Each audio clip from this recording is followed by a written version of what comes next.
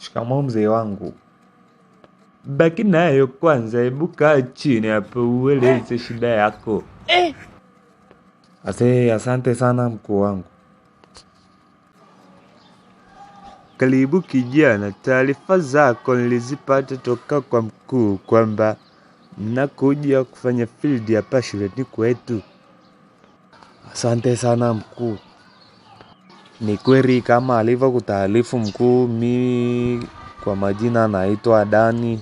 Niko na wenzangu 4 ambao jumla tunaunda kikundi cha walimu 5.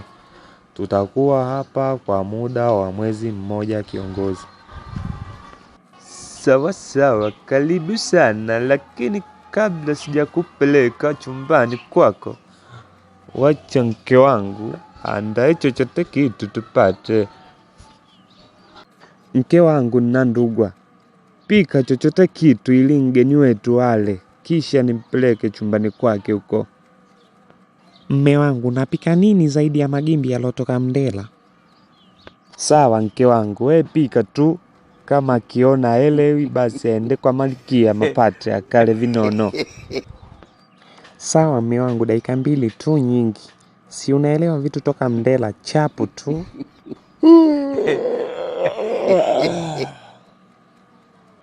Alafu mke wangu, huyu mtoto anze Kaemela ni fundi kweli. Maana tangu hapa uwe bati yetu haijawahi vuja hata siku moja. Unamzungumzia Alexi? Ndiyo mke wangu.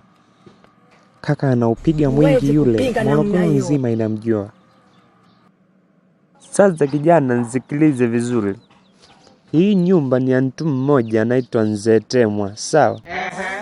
Hataki ucholechole ukuta wala kubandika kitu chochote, tumeelewana? Ndio mzee wangu, nimekuelewa. Lakini pia tabia kuleta mademu humu ndani hairuhusiwi kijana. Maana kuna kijana mmoja aliitwa Steve, alikuwa mharibifu wa watoto wa watu. Sasa hatutaki tena kesi na watu wa mtaa huu. Na kuahidi mzee wangu, hakutatokea maringiringi yeyote. Sawa kijana wangu,